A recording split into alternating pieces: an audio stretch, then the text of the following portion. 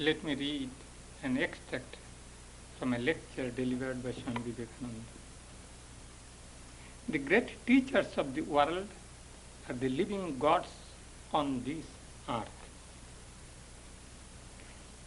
I have found it possible in my life to worship all of them and to be ready for all that are yet to come.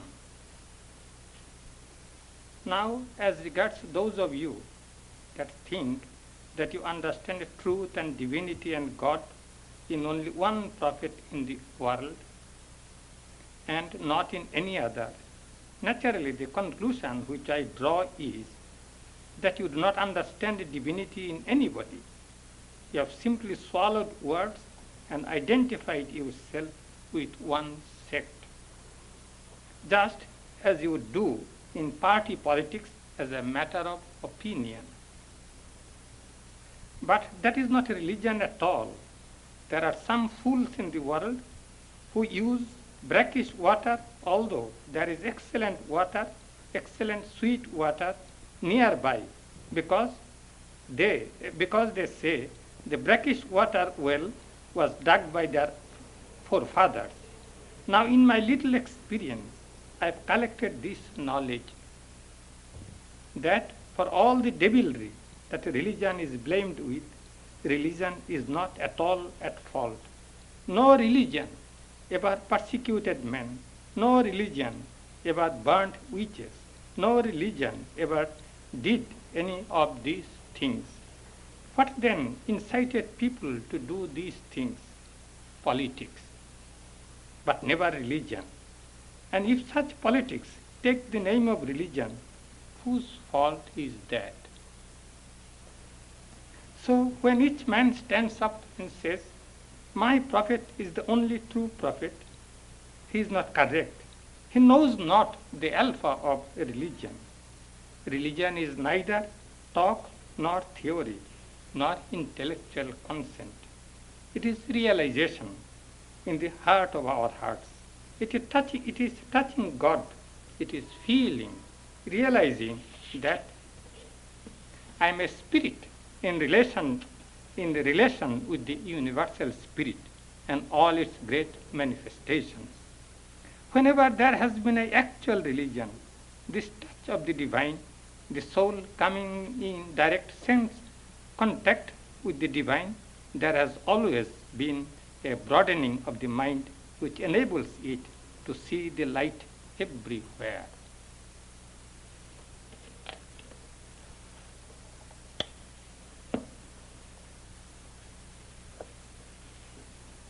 The subject of our talk is Christianity and Vedanta.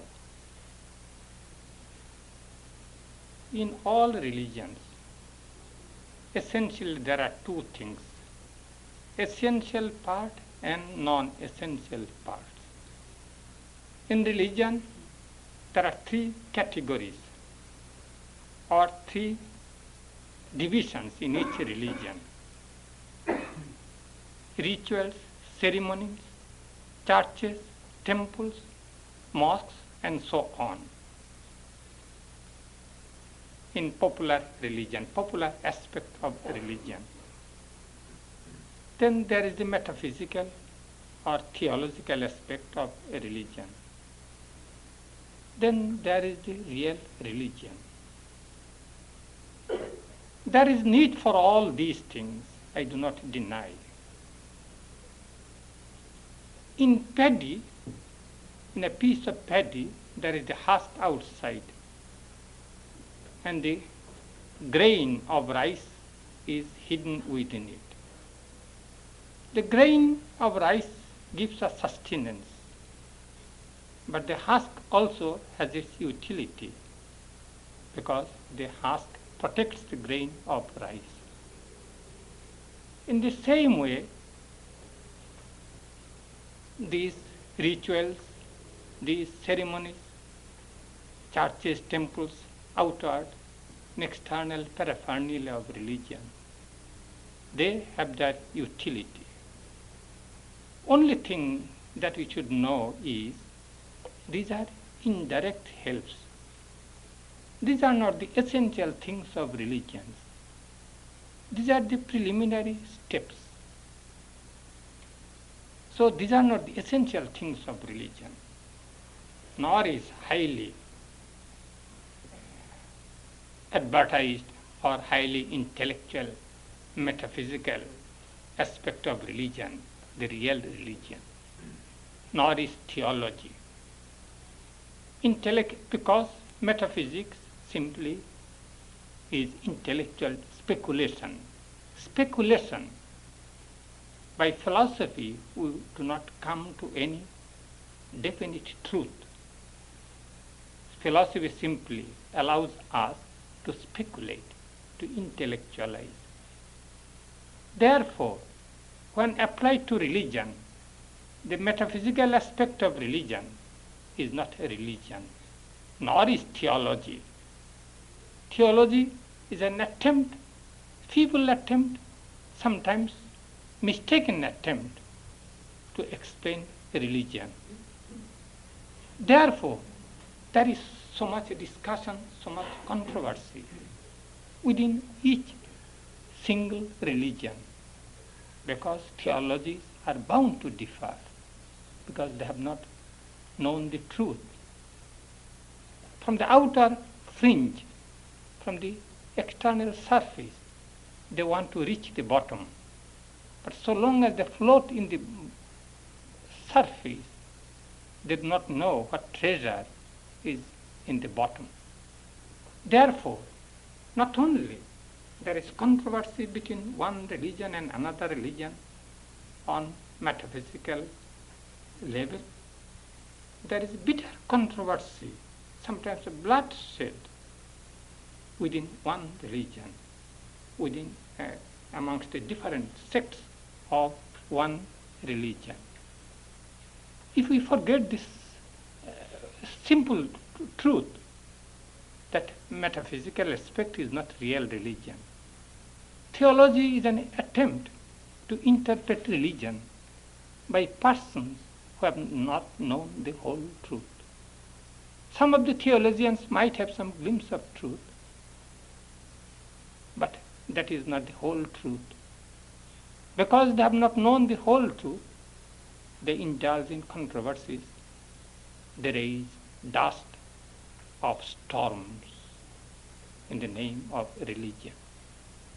Real religion is the realization, the reaching of perfection, absolute perfection, or absolute knowledge, absolute bliss,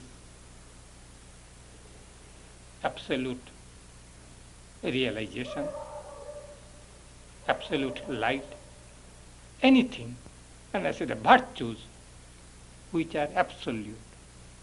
If you get the one, you will get all these things: light, knowledge, wisdom, bliss, and it is absolute.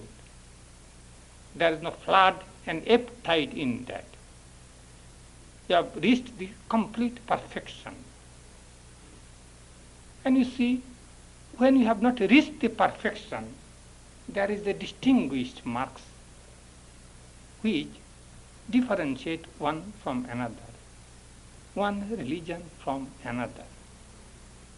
But when you have reached the perfection, when you have got the absolute knowledge,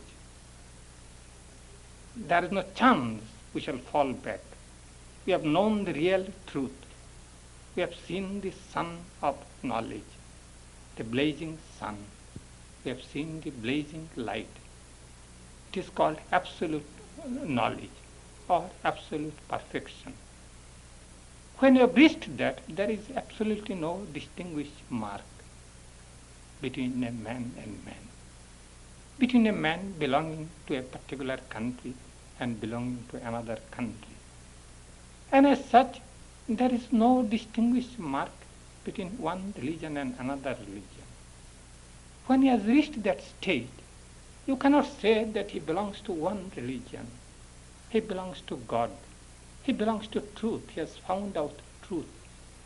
And truth has no geographical barrier, has no political demarcation.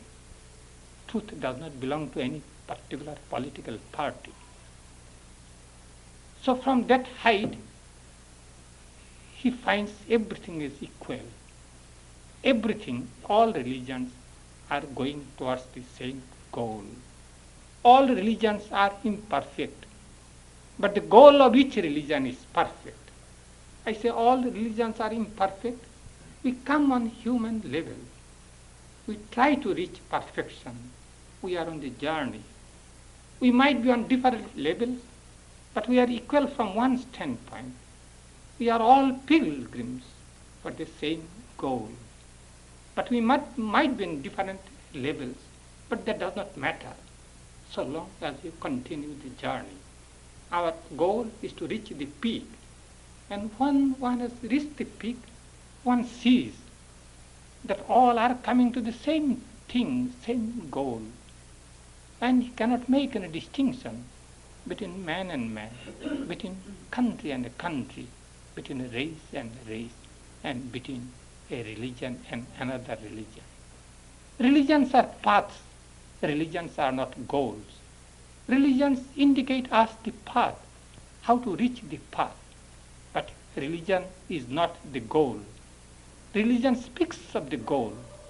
When we reach the goal, then we have real religion. And when we have not reached that, there is the trouble. In one of the Upanishads, it is said, Sarvabhutastamaatmanam sarvabhutani chatmani sangpashyan brahma paramam yati nanyeno hetuna. When you have seen all beings in him, and him, I mean God, in all beings, then you have the perfect realization. Then you have the ultimate realization. Thereby, when you have got that state, then you have known the ultimate reality, but by no other methods. You see, by no other methods, you have not known the ultimate reality. The standard, the criterion is, at that state, you see perfection everywhere. You see the all-pervading presence of the ultimate reality. That is the criterion that you have known the Supreme Being. Till then, you are simply wayfarers. You are pilgrims on the journey. You have not known the ultimate reality. You have not known the goal of religion. You are on the path, but you have not reached the goal. When you have reached the goal, then you find that all distinction has vanished. It is said in a hymn, a man who has known the truth. See, the whole universe is my home. All human beings, all lives are my gods. That is the state when one reaches in. And therefore we find, when you go directly to the message of a prophet, we find their message have a universal appeal. But on a lower level, when you come to denominational religion, we interpret their universal message in a different way, each according to our light. It might be that we are honest, but that does not mean we are all correct. We might be honest, but that does not exonerate us from the mistakes we may make. And what is the essence of all religion? It is simple thing. Love God. Love your neighbor. Be free from malice or hatred or resentment. You just analyze the sayings of all prophets. The same thing is there. But there is the trouble. So many religious acts have been done and are being done, still continuing in the name of religion. No wonder many are frightened in the name of religion. Many are estranged from the path of religion. But even in essential teachings, we find all religions say the same thing, only in different words, in different language, in different words to suit the needs and temperaments of different people, different races. If we come to our subject, Christianity and Vedanta, there are so many things which are akin. Sometimes we feel if the Bible, some sayings of Bible are translated into Sanskrit, and some portions of the Upanishads or the Gita are translated to English, it will be very difficult to find out from what religion, from what scriptures we have taken these things. Yes, Christianity, as all other religions, emphasizes love for God, love for neighbor, and to return love for hatred. That means to be free from malice. In Muhammadan sayings also the same thing. Be free from malice, from morn till night, from night till morning. If you look to Christianity, one thing appeals from outside. Each religion, I said, has its characteristics, though the ultimate goal is the same.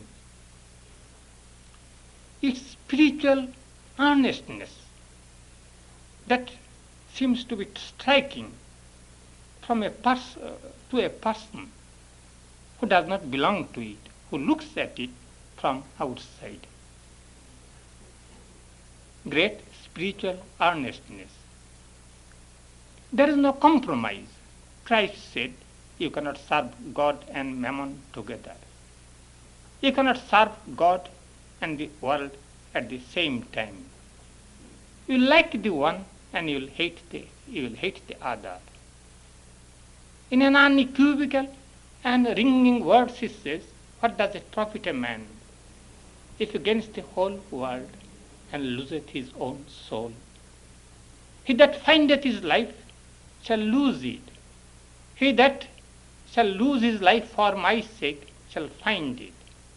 He means there is no compromise. At an ultimate stage, there is no compromise at all. You have to choose the one. Yes, at a lower stage, when we worship in temples and churches and so on, we are struggling.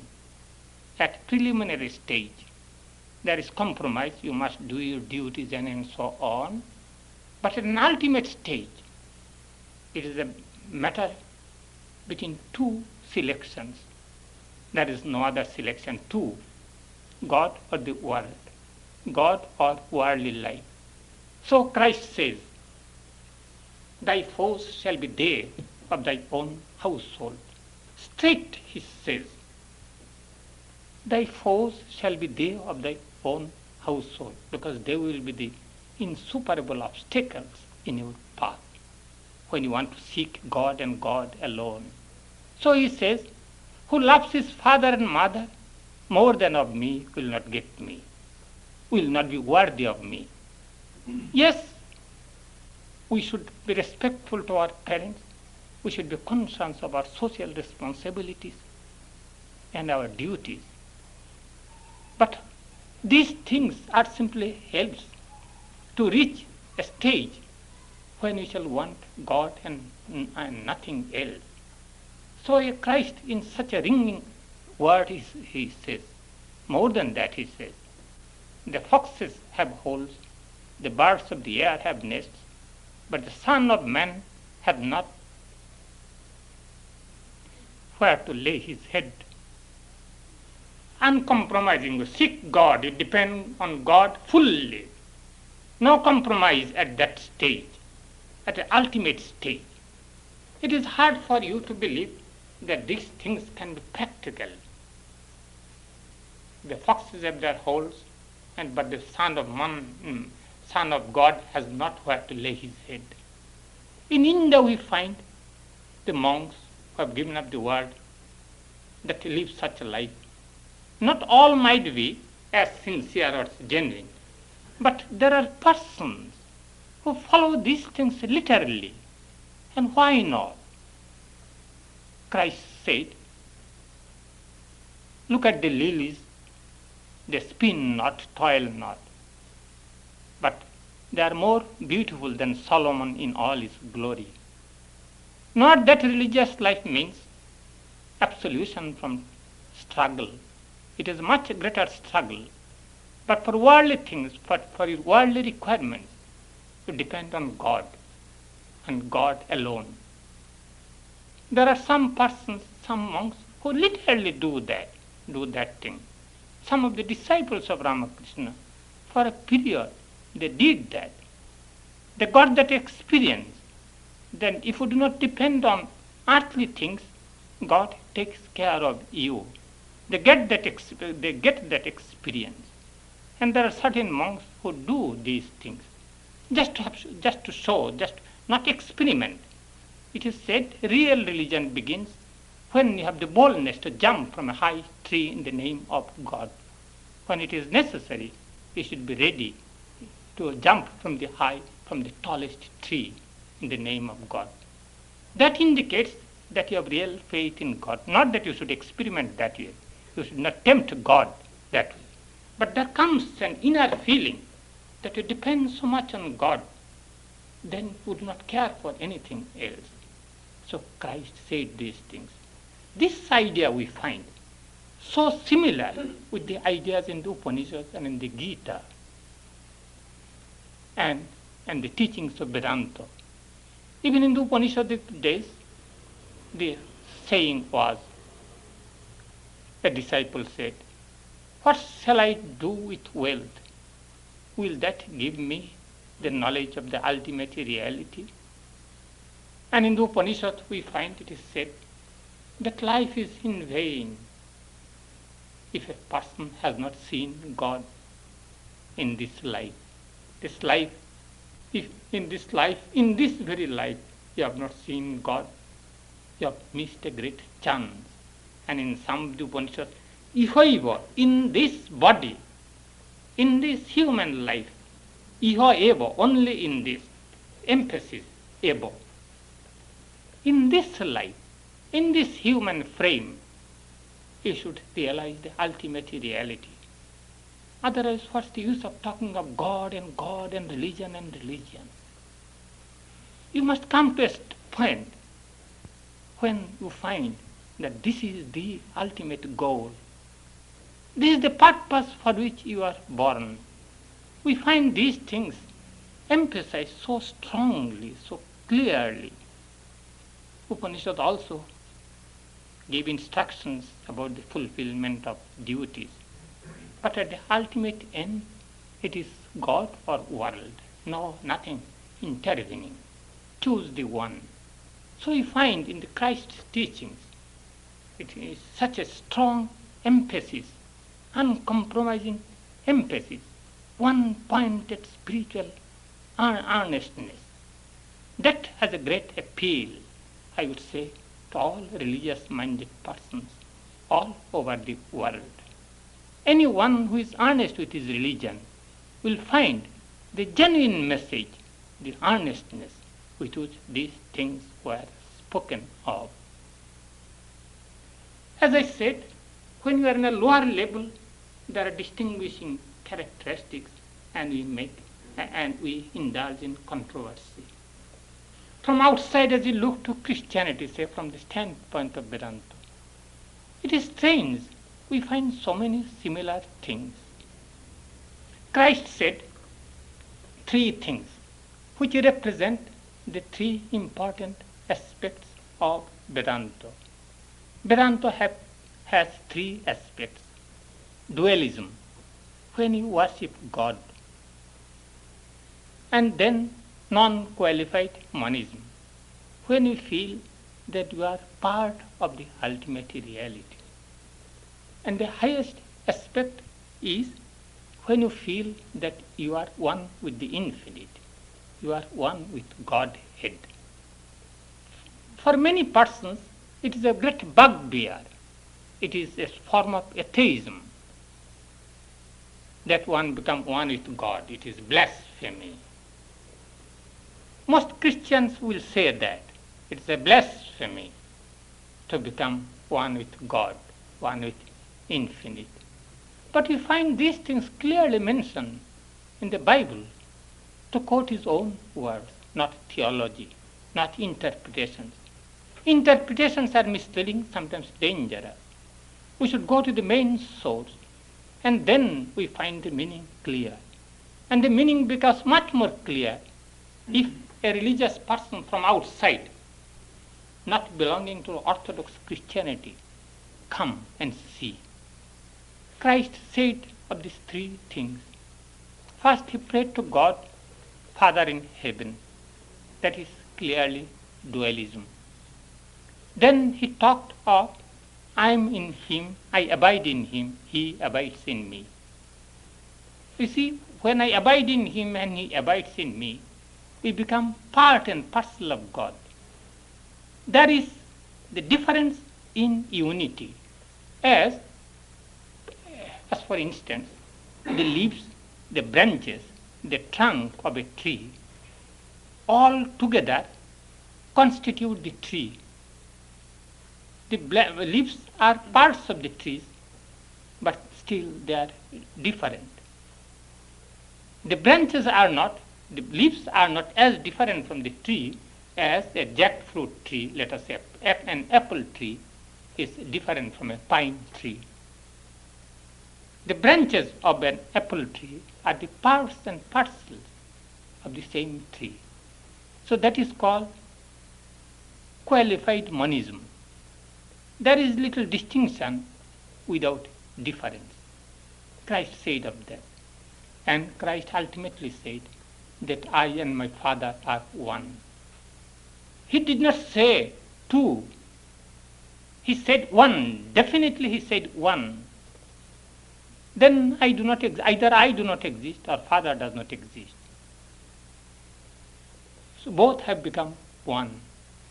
That is what Vedanta says is the ultimate goal. That is the state where one reaches when one knows the infinite bliss. God is a human conception.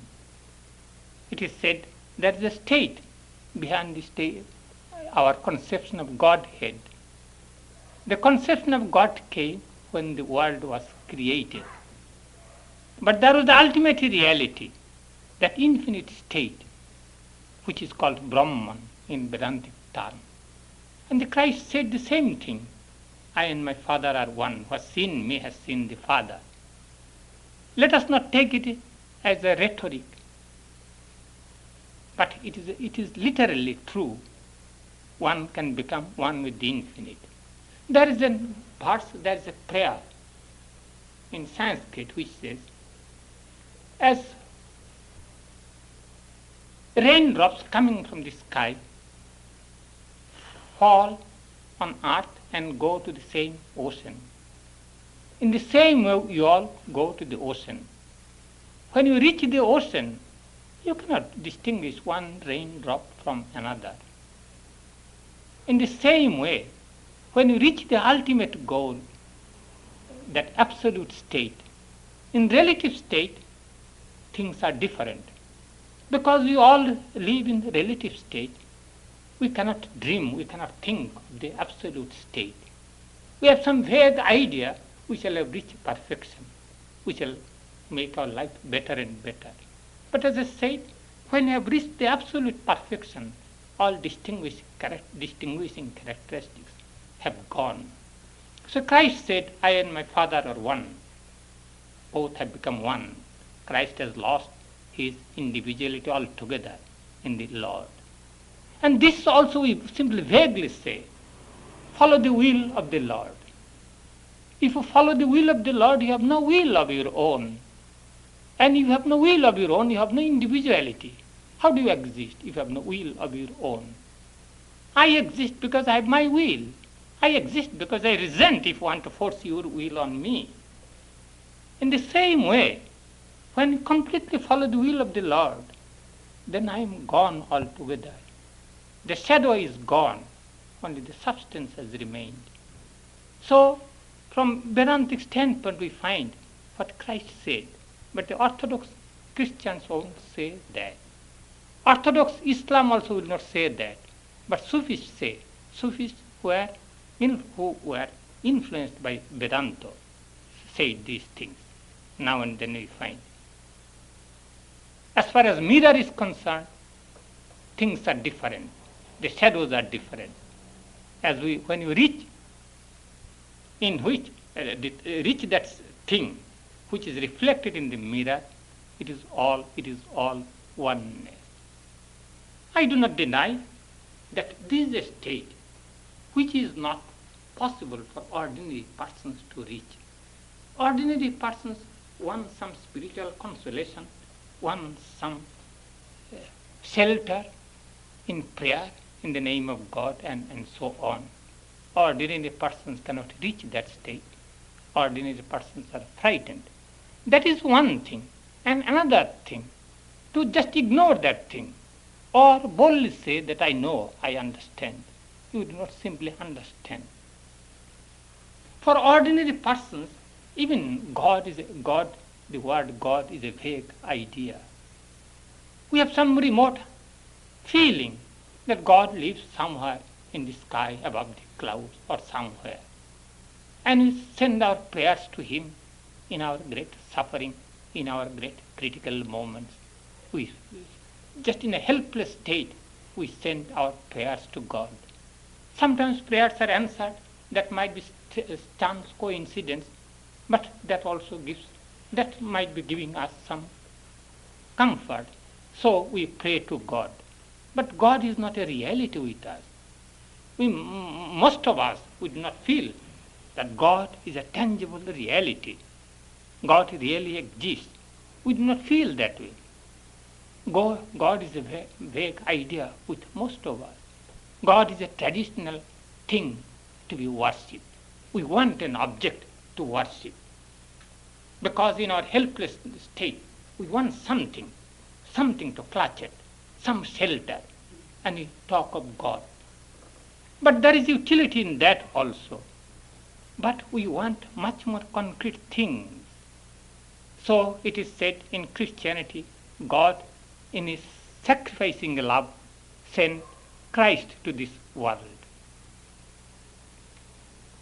Christ came as via media between God and the world, at a concrete reality. Christian theology says God out of His sacrificing love. That love was not ordinary love. God is love, but out of His sacrificing love, He sent Christ to this world. He was God the Son. He was the way. He showed the way by His examples, by His message. His message was so concrete, so realistic. And He showed by His own life that human perfection can be achieved in this frail human frame. That was the great thing He did. He showed that smilingly and laughingly one can climb the cross. That means one can sacrifice one's life itself in the name of God. These things are source of great encouragement to others. We do not know God, as I said, but we know when God has taken a concrete human form. Or even if we do not believe that God has taken a concrete human form, we find perfection in human form. And instead of going to vague generalization about God, we take Christ, let us say, as an ideal. Christ said, "Who has seen me has seen the Father." We have not seen God, nor can we pin our faith in God always. Sometimes we might have a vague longing, vague prayerful spirit, but that does not last long. That is not permanent.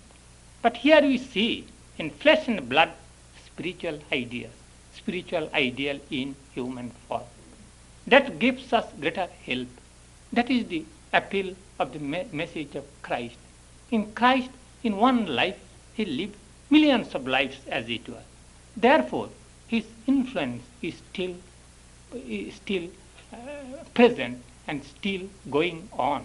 Swami Vivekananda said, in one life he lived a concentrated life, and that life is unwinding. As in a clock, you wind the clock and it lasts for 24 hours. The other day we saw a clock. If you wind it, it will last for one complete year.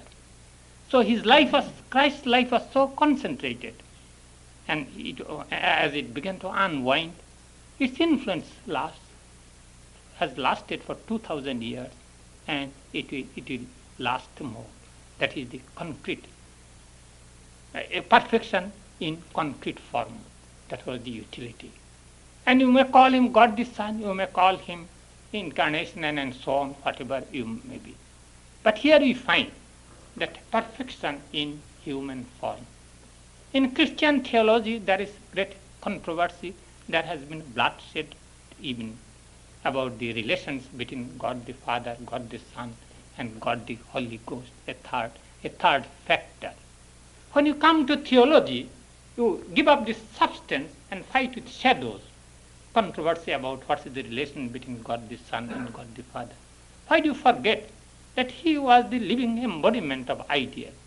Follow that ideal into practice. And when you have followed that ideal into practice, when you have some spiritual perception, you will understand. But not doing that, we fight on intellectual level, and it ends in bloodshed, if it has ended at all. But in India, in Vedanta it is said, yes, that divine power come to this earth in this way, just to help human body, just human beings.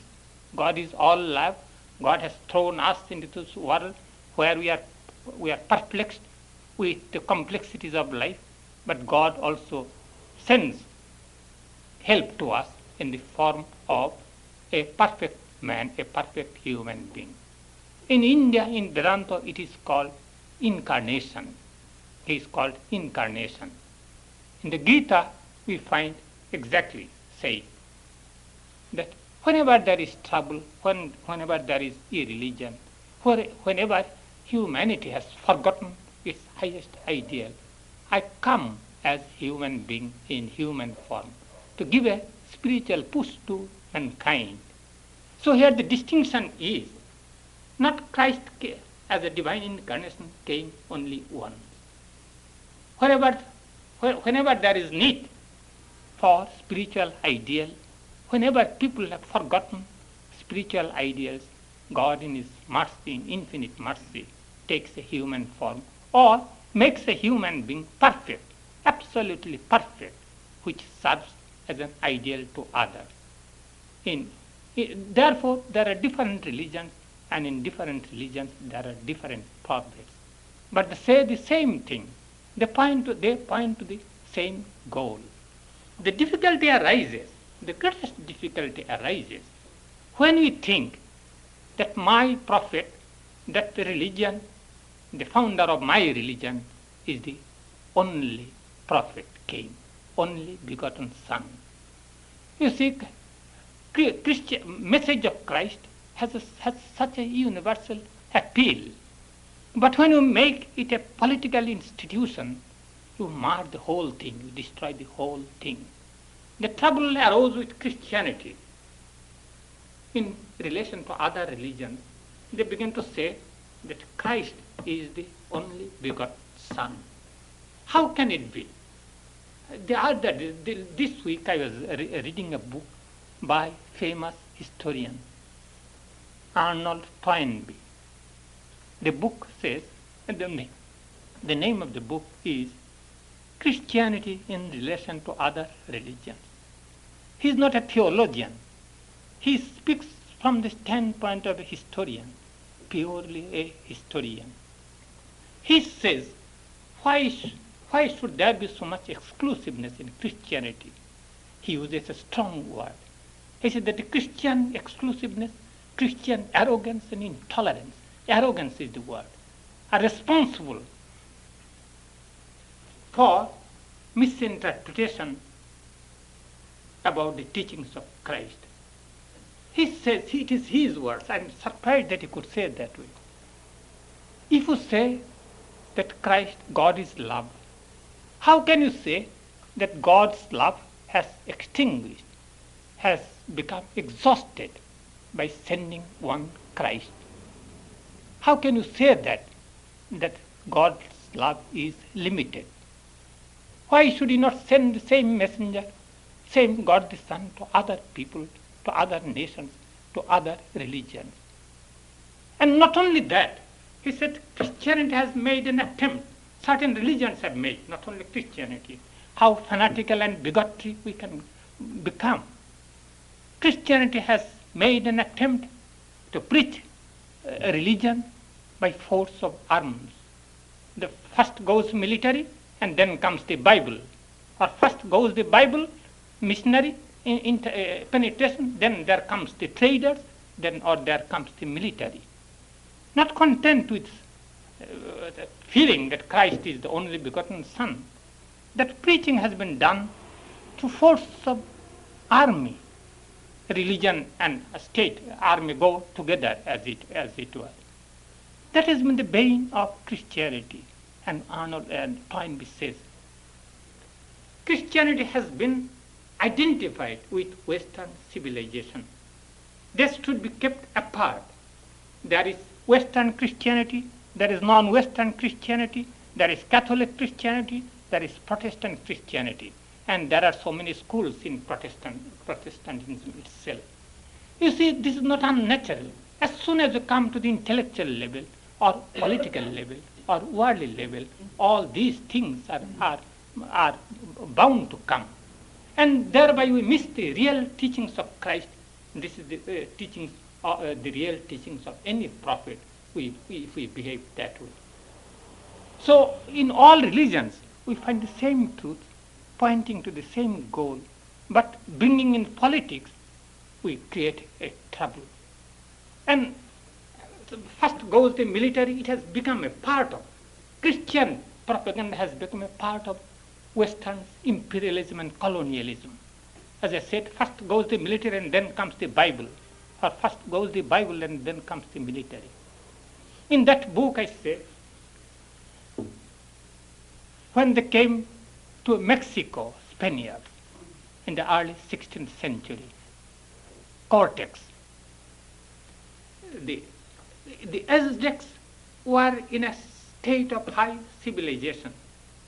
They had their guns, the Spaniards came, they plundered these people of their gold, silver, and precious stones. And they feel, and then went Christianity. They say at that time, it's a pity they did human sacrifice in the name of religion. Yes, that was a fault. But what about plundering people, destroying a civilization altogether? And then you spread Christianity, spread religion. Yes, there are religions, Islam and so on. It is not letting religion speak for itself. Perhaps Christ's message would have spread all the more had there not been military power, had there not been political power behind it. It is a pity, and Toynbee says, I felt it, but he spoke it so clearly. In some churches we find cross and the state flag together. What a horrible thing. Sometimes when you put the flag of church and the state flag together, that indicates they go together. And nowadays that nationalism has become a religion. We are more interested in nationalism than in religion. There is good in nationalism, but that also may be fanatical. We set aside the real truths of religion and you worship nationalism. Country is our God. Yes, country, it is good to have to the feeling country is our God, but there are other countries which are gods to them. In any case, such a nice message of the prophet, we just distort in all our ignorance, in all our vanity, in all our in all our arrogance. It is said, and Twain said, three things are necessary. First thing is humility. Christ knew that he was the Son of God, he was one with God, but he has so much humility, he has no will of his own. And the next thing, just to believe that God's power come to this earth just to give a spiritual push to humanity. And when that power comes, that human being or whatever you call him lives an ideal life.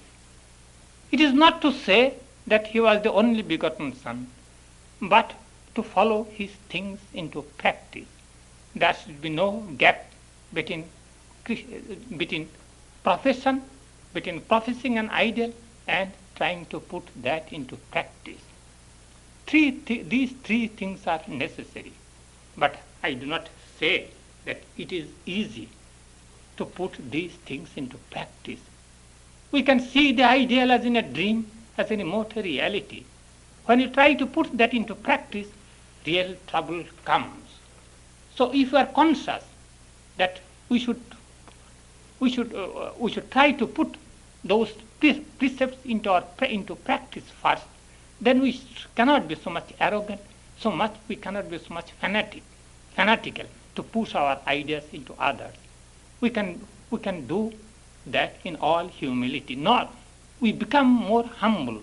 That is, it is not easy. When you find that we cannot put simple thing into practice, how can you go with military power and how can you try to force these things on others? It is contradiction. It is not preaching a religion. Real religion, even in our attempt, to the extent one is earnest, one will know the difficulties of putting things into practice. One would be prayerful. One would not like to push one's ideas on others that way. In any case, this is a world which has become closely knit together. We cannot live an isolated life. We can no longer be insular. Good or bad things of one nation will infect or will inspire other nations. We cannot live an isolated life. There is nothing as east or west nowadays. All has become one. In the same way, we shall be influenced by each other's religions. People will instinctively find out here is fanaticism, here is exclusiveness, and here is arrogance, here is imperialism, and so on. But the solution is, if we are earnest to follow our own religions, and if we evolve our life, the more and more we evolve, the more and more we shall be able to see the beauties in other religions. The only standard that we are progressing in our religious life will be judged to what extent we can be sympathetic to other religions. Not sympathetic, just let them live and so on.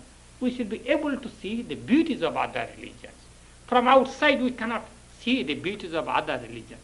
But when we live our own religious life earnestly, we belong to the same level. We can easily penetrate into the inside life of another religion. So the standard would be, if we are earnest in following our own religion, we shall be able to see the good things of another religion.